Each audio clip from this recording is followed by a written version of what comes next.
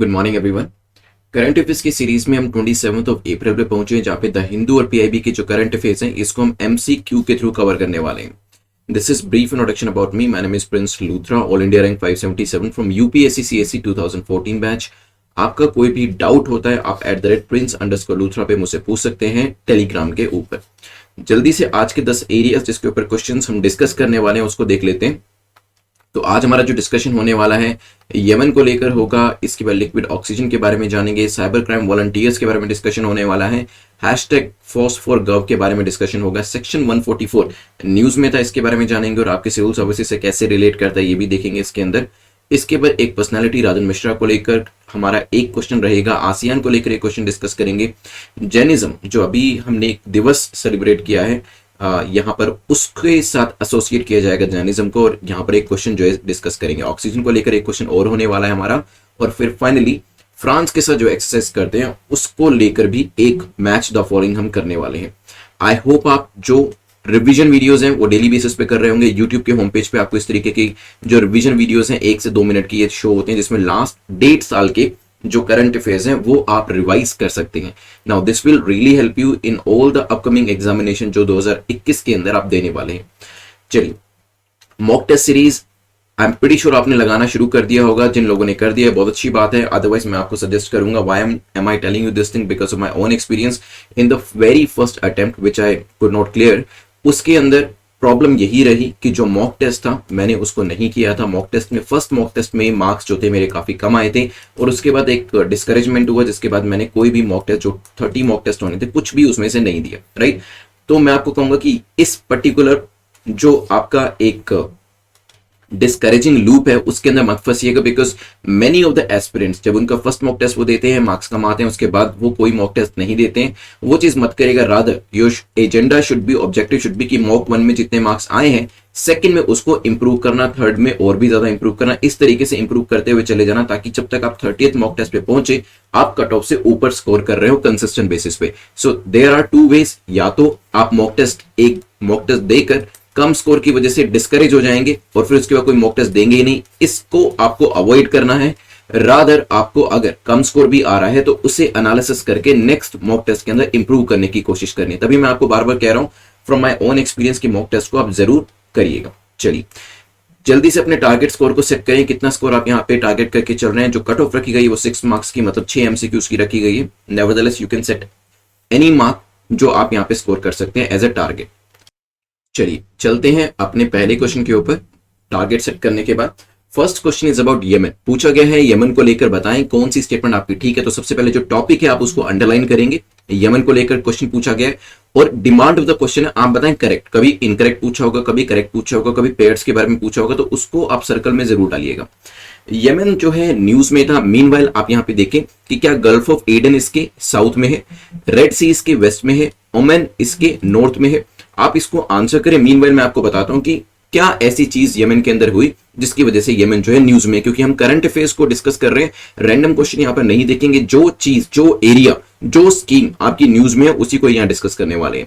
यमन्स Houthi rebels जो हैं they have taken full control of the north west Kasara battlefield. ठीक है, और वो धीरे धीरे मारिब सिटी जो है वहां पर एडवांस कर रहे हैं और काफी सारी कैजुअलिटीज जो है वो भी करते जा रहे हैं। ठीक है, Marib is the capital city of Marib governorate Yemen के अंदर, और यहां पर इसकी जो बिब्लिकल सिग्निफिकेंस है वो काफी ज्यादा है, because it is the capital of the ancient kingdom of Saba. ठीक है, चलिए तो यहां पर अगर हम देखें मैप के ऊपर देखते हैं कि आपका गल्फ ऑफ एडन, रेड सी और ओमान जो है यमन के कॉन्टेक्स्ट में कहां पर लोकेट करता है।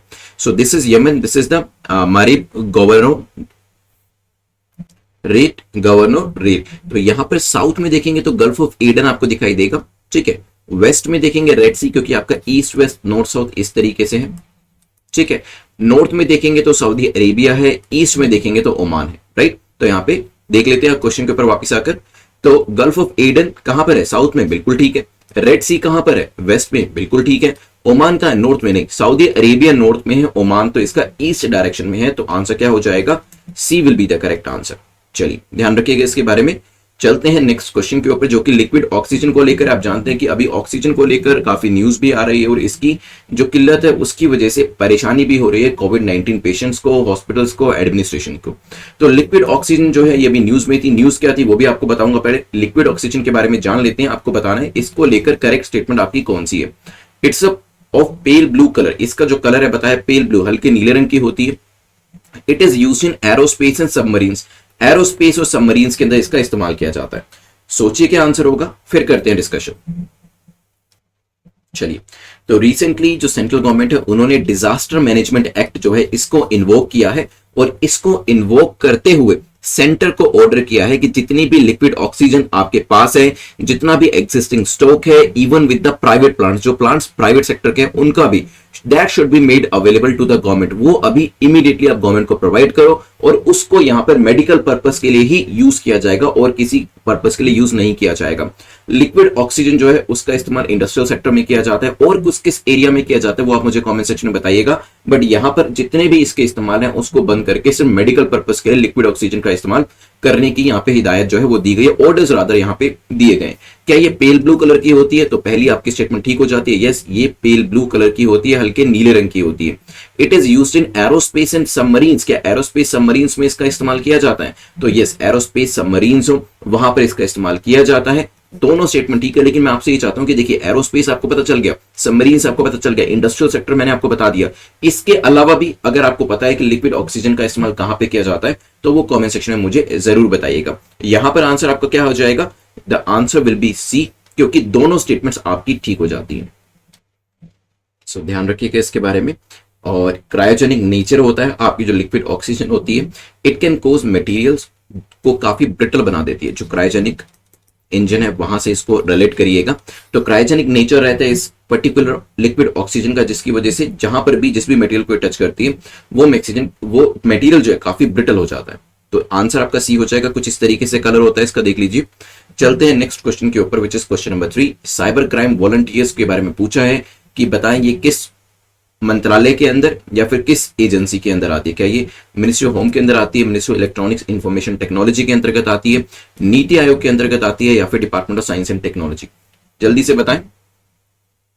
चलिए, तो रिसेंटली एक क्वेश्चन पूछा गया था जिसमें यूनियन होम मिनिस्ट्री ने कहा कि देखिए सेंट्रलाइज लिस्ट वॉलंटियर्स की हम मेंटेन नहीं करते। साइबर क्राइम वॉलंटियर्स जो हैं आप जानते हैं I4C प्रोग्राम जो है वो भी आपका मिनिस्ट्री ऑफ होम अफेयर्स के अंतर्गत आता है। और साइबर क्राइम वॉलंटियर्स के लिए भी कुछ टाइम पहले होम मिनिस्ट्री ने एक पोर्टल बनाया था जिसके अंतर्गत यहां पर जो वॉलंटियर्स वो अपने आप को रजिस्टर करा सकते थे और देश के लिए काम कर सकते थे साइबर क्राइम को काउंटर करने के लिए। ठीक है, तो जब ये इंफॉर्मेशन मांगी गई तो एमएचए ने कहा कि देखिए लोग यहां पर आते हैं, रजिस्टर कराते हैं अपने आप को, but we do not maintain a list. हमारे पास उसकी लिस्ट नहीं रहती।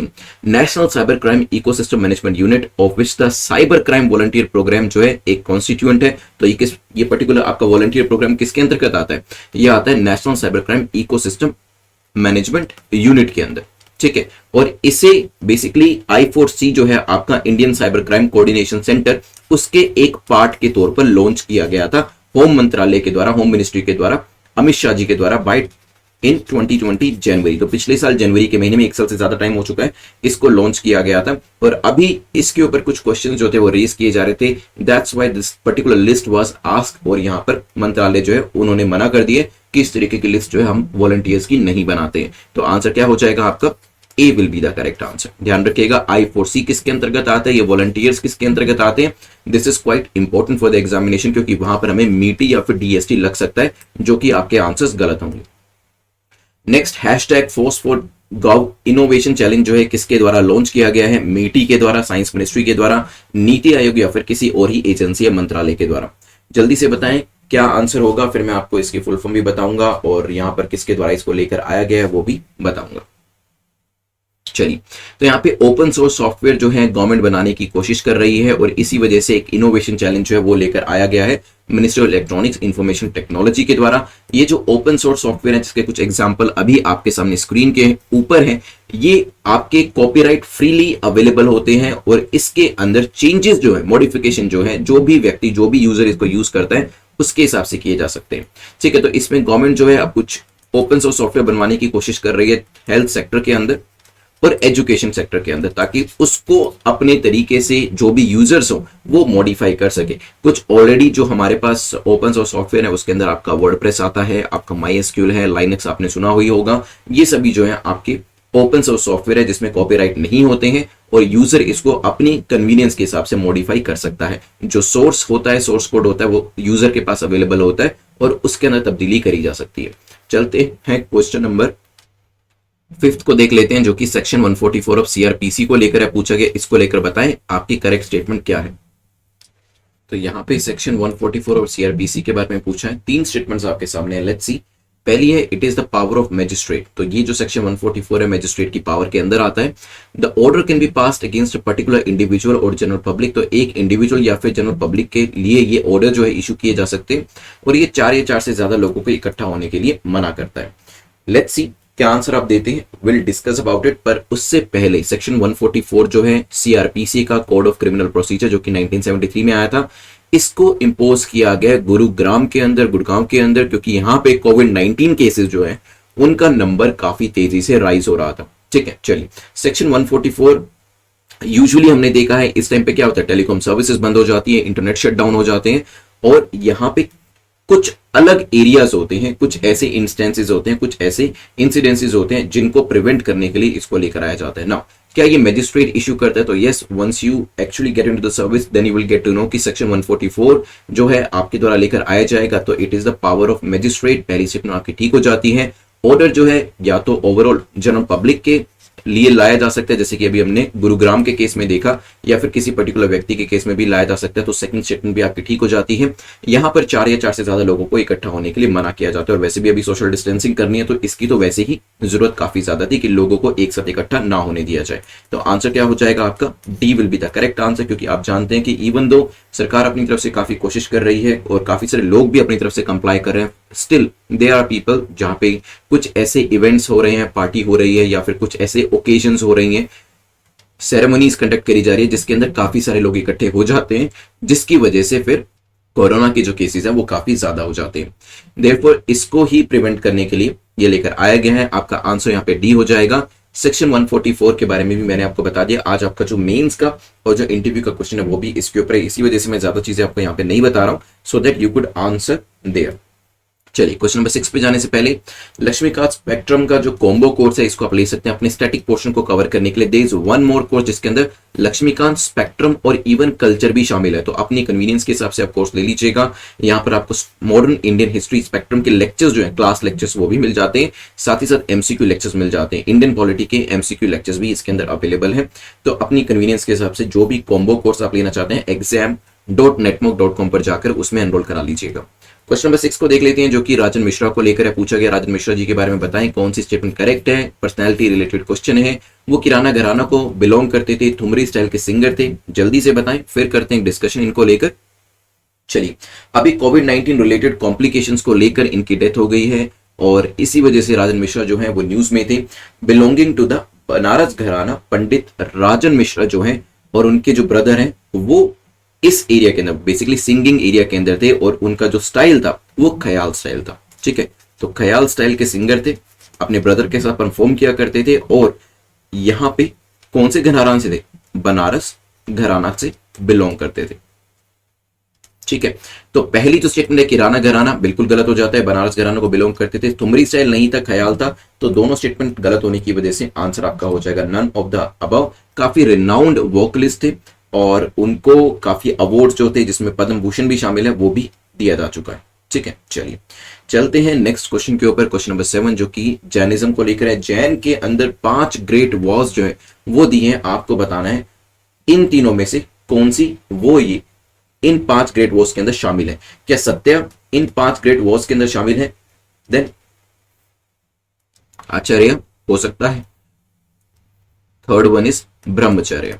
बताइए तीनों में से कौन कौन सी शामिल हैं, कौन कौन सी नहीं है। 5 के आपको नाम पता होने चाहिए, जिनको पता है 1 या 2 के नाम भी उसे कमेंट सेक्शन में लिखना शुरू करें। प्राइम मिनिस्टर ने अभी इंडिया के लोगों को ग्रीट किया था महावीर जयंती के दिन में, जो कि हमने 25 अप्रैल 2021 को ऑब्जर्व करी थी, सेलिब्रेट करी थी। और यहाँ पर पिछले 1-2 दिनों से आर्टिकल्स जो थे वो जैनिज्म के ऊपर आ रहे थे। स्टैटिक क्वेश्चन यहाँ से बन के आ सकता है। महावीर जयंती जो है एक ऑस्पिशियस फेस्टिवल जो है जैन कम्युनिटी के लिए माना जाता है और रादर पूरी इंडिया के अंदर इसे सेलिब्रेट किया जाता है।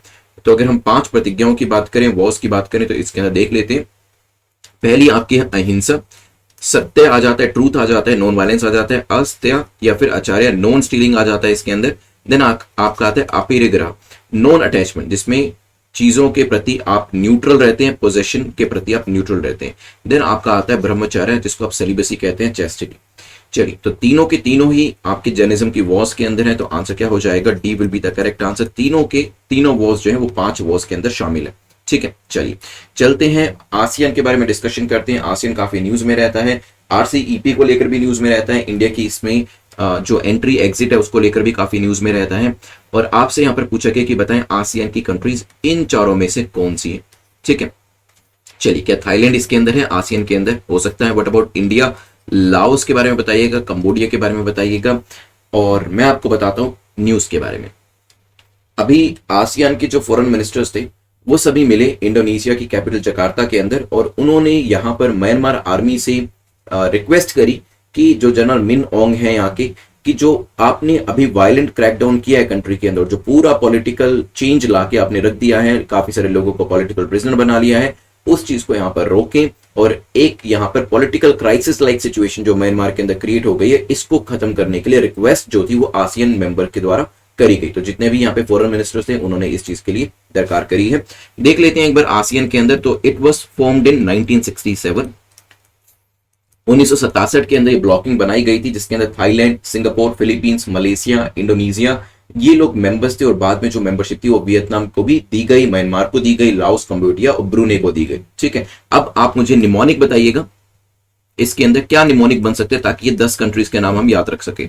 तो मैंने आपको बताया थाईलैंड इसके अंदर मेंबर था, तो ये थाईलैंड तो 1967 में ही था। क्या इसके अंदर इंडिया का नाम आया? नहीं, इंडिया का नाम नहीं आता जब भी हम बात करते हैं आसियान एंड इंडिया की पार्टनरशिप की बात करते हैं। अगर इंडिया इसमें मेंबर होता ही तो आसियान एंड इंडिया के बारे में कभी भी बात ना करी जाती। तो हम ये कहते हैं इंडिया और आसियान का ट्रेड कैसा है, इंडिया और आसियान जो है वो कौन कौन से अग्रीमेंट साइन करें, क्योंकि इंडिया जो है आसियान के अंदर इंक्लूड नहीं है। फिर लाओस को सेकंड जब एक्सटेंशन करी गई थी, जिसके अंदर म्यांमार को ऐड किया गया था, वियतनाम को ऐड किया गया था, वहां पर ही लाओस को भी ऐड किया गया था और कंबोडिया को भी ऐड किया गया था। तो कंट्रीज जो इसकी मेंबर है वो हो जाएंगी 1, 3, 4। A will be the correct answer. ठीक है, दीज आर द 10 कंट्रीज जिसके नाम आपको याद होने चाहिए। चलते हैं आज के 9th क्वेश्चन के ऊपर, जो कि पूछ रहा है 2 स्टेटमेंट्स को देखकर बताएं कौन सी स्टेटमेंट आपकी सही है। इंडियन रेलवेज ने अभी एक ऑक्सीजन एक्सप्रेस जो है वो यहां पर चलाई है, क्या ये सही बात है या फिर ये इलॉजिकल सी चीज आपको लग रही है? It is started from steel plant which produce oxygen. सोचिए क्या आंसर होगा। चलिए देखिए, ऑक्सीजन की जो सप्लाई है उसको इंक्रीज करने के लिए इंडियन रेलवेज भी आगे बढ़कर आया और ऑक्सीजन एक्सप्रेस करके उन्होंने एक ट्रेन शुरू करी है जो कि स्टील प्लांट से ऑक्सीजन को पिक करेगी और फिर वो लोकेशन जो उसकी डेस्टिनेशन लोकेशन है वहां तक प्रोवाइड करने की कोशिश करेगी। सो सेकंड स्टेटमेंट भी आपकी ठीक हो जाती है। दोनों स्टेटमेंट ठीक होने की वजह से आंसर क्या हो जाएगा? C will be the correct answer, क्योंकि अपने अपने लेवल पे सभी स्टेट जो है, एडमिनिस्ट्रेशन जो है, सेंटर जो है, मंत्रालय जो है वो काम कर रहे हैं, चाहे वो स्टील प्लांट्स हो चाहे वो इंडियन रेलवेज हो, ताकि जल्दी से जल्दी जो मरीज हैं, कोविड-19 के पेशेंट्स हैं, उन तक ऑक्सीजन की जो सप्लाई है वो कराई जा सके। आज के लास्ट क्वेश्चन पे चलते हैं जो कि पेयर्स को लेकर पूछा गया। बताएं कौन सा पेयर यहाँ पे करेक्टली मैच हो रहा है। यहाँ पर फ्रांस के साथ इंडिया जो जो एक्सरसाइज करता है उनके नाम दिए। एक है डेजर्ट नाइट, आर्मी एक्सरसाइज है, क्या ये हो सकता है? वरुण नेवल एक्सरसाइज है, शक्ति एयर एक्सरसाइज है। बताइए, फिर करते हैं डिस्कशन। चलिए देखिए, तीनों एक्सरसाइज जो है इंडिया और फ्रांस के बीच में करी जाती है, लेकिन वरुण एक्सरसाइज अभी न्यूज में थी, जो अभी हमने 3 दिन करके आज शायद उसका कंक्लूजन होना है, 25, 26, 27 3 दिन में वो करनी थी। तो यहाँ पे वरुण नेवल एक्सरसाइज है, बिल्कुल ठीक है, लेकिन डेजर्ट नाइट एक एयर एक्सरसाइज और शक्ति जो एक आर्मी एक्सरसाइज है, ये आपको रिवर्स करके दिया हुआ था, इसी वजह से दोनों गलत हो गए और आंसर आपका सी हो गया। तो शक्ति जो है वो आपकी आर्मी एक्सरसाइज है और जो डेजर्ट नाइट 21 या फिर इवन गरुड़ की भी बात करें, ये भी हम फ्रांस के साथ करते हैं, ये दोनों आपकी एयर एक्सरसाइज है, ध्यान रखिएगा। These are the various exercise जिसके नाम आपको दिए हैं, इनको याद रखिएगा और अपने नोट्स के अंदर जरूर इसको नोट डाउन कर लीजिएगा जब मैं आपसे इस पूरे लेक्चर की पीडीएफ को शेयर करता हूं। चलिए जल्दी से 2 मिनट के अंदर एक्टिव रिवीजन करते हैं और कोशिश करेंगे इसके अंदर ज्यादा से ज्यादा चीजों को रिकॉल करने की, और आप लोग आंसर जरूर करिएगा जो भी चीजें आपको मैंने यहाँ पर बताई और जो चीजें मैं अभी आप यहाँ से पूछने वाला हूं। तो यमन के अंदर जल्दी से उस मेरे को जगह का नाम बताएं, कैपिटल सिटी का नाम बताएं जो अभी न्यूज में थी, जहां पर हूती रेबल्स हैं, यमन की हूती रेबल्स, वो फुल कंट्रोल जो है लेने के लिए आगे बढ़ रहे हैं।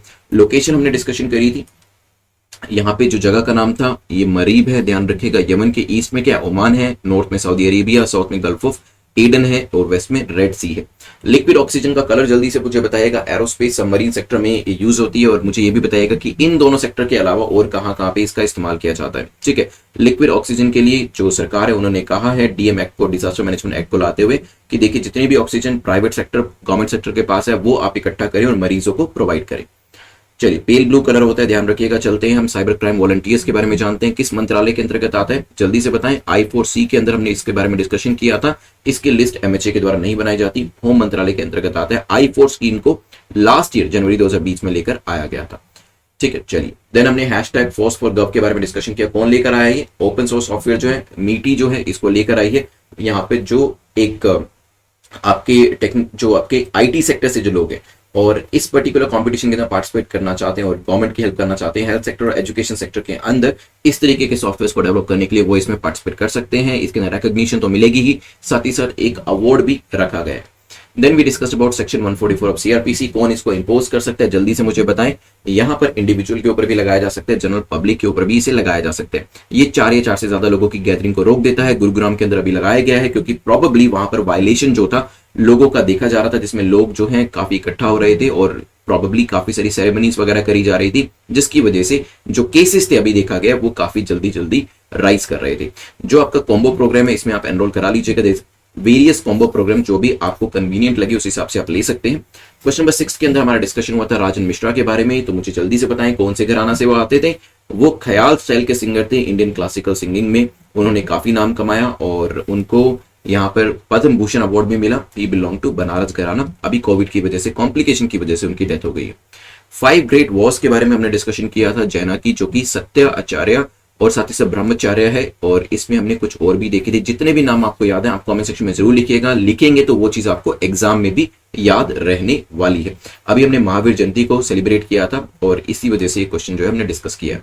आसियान के अंदर कौन कौन से मेंबर्स आते हैं? 10 मेंबर्स हैं, 10 के 10 नाम लिखने की कोशिश करिएगा और चाहे तो निमोनिक्स याद रखने का जो तरीका होता है वो भी बना सकते हैं। इंडिया इसमें मेंबर है या नहीं, येस और no. India is not a member, ध्यान रखिएगा। ठीक है, अभी आसियान के सभी मेंबर्स ने म्यांमार को कहा है कि आप ये पॉलिटिकल क्राइसिस को खत्म करो, पॉलिटिकल प्रिजनर्स को रिलीज करो। 1967 में जब आसियान को बनाया गया था इसमें Thailand, Singapore, Philippines, Malaysia, Indonesia शामिल थे, लेकिन बाद में जो मेंबरशिप थी वो Vietnam, Myanmar, Laos, Cambodia, Brunei को भी एक्सटेंड करी गई।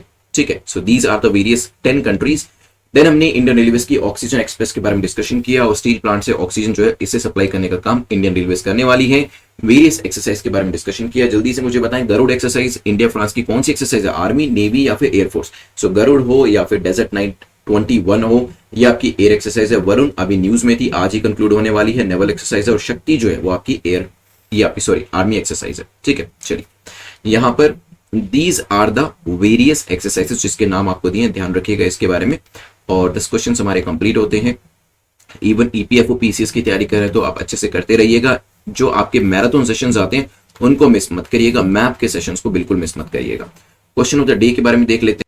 प्रीलिम्स का जो क्वेश्चन आपको कमेंट सेक्शन में आंसर करना बताएगा, what is the colour of liquid oxygen? Liquid oxygen का कलर क्या होता है ये अपनी आज ही के लेक्चर में हमने पढ़ा है। ये कमेंट सेक्शन में जरूर आंसर करिएगा यूट्यूब के कमेंट सेक्शन के अंदर। मेंस के लिए आंसर करिएगा, do you think section 144 of CRPC is an extreme power in the hands of magistrate? Magistrate के हाथ में जो सेक्शन 144 की पावर है क्या ये कोई एक्सट्रीम पावर है? येस या नो अपने आंसर को जस्टिफाई जरूर करिएगा। देन इंटरव्यू में आपसे क्वेश्चन पूछा जा सकता है, एज ए DM किस किस सर्कमस्टेंस के अंदर आप सेक्शन 144 को यूज करना चाहोगे या करोगे? ये आपसे इंटरव्यू के अंदर क्वेश्चन पूछा है। लेट्स सी आप ये मेंस और इंटरव्यू के जो ग्रुप है यहां पर क्या आंसर करते हो।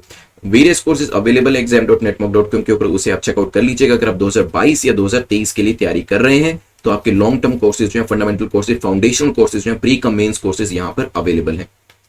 चलिए जल्दी से अपने मार्क्स को कमेंट सेक्शन के अंदर लिख दीजिएगा, कितना आपने स्कोर किया है। टारगेट चाहे आप लिखे ना लिखे, ये जरूर बताइएगा कि स्कोर आपका कितना रहा। जिन्होंने 6 से ज्यादा किया, ऑफकोर्स आपका स्कोर अच्छा है, you are in the safe zone. अब आपको करना यह है कि सेकंड या थर्ड टाइम जब भी आप देखते हैं आपको अपने नोट्स जरूर बनाने। नोट्स कभी भी पहली बारी में नहीं बनाने होते हैं, सेकंड टाइम या थर्ड टाइम देखते हैं तभी इंपॉर्टेंट चीजें आपके नोट्स में जाती है। फर्स्ट टाइम में तो सारी चीजें ही इंपॉर्टेंट लगती है, वो कभी भी मत करिएगा। फर्स्ट टाइम में फोकस होकर इसे एक प्रीलिम्स के पेपर की तरह देखिएगा और इन 10 क्वेश्चन को ये सोच के चलिएगा कि आपके सामने प्रीलिम्स का पेपर है और वहां पर ये 10 क्वेश्चन आपके सामने। नाउ आपको कट ऑफ से ऊपर स्कोर करना है। जिन लोगों के 6 मार्क्स से कम है उनके लिए भी सेम ही सजेशन है कि आप सेकंड टाइम जरूर देखिएगा, देखिए क्या क्या गलतियां आपने करी उसे करेक्ट करिएगा और अपने नोट्स जरूर बना लीजिएगा। टेलीग्राम के ऊपर मैं शेयर कर दूंगा इसकी जो पीडीएफ है, ताकि आप उसके अंदर से जो नोट्स हैं वो भी बना सके।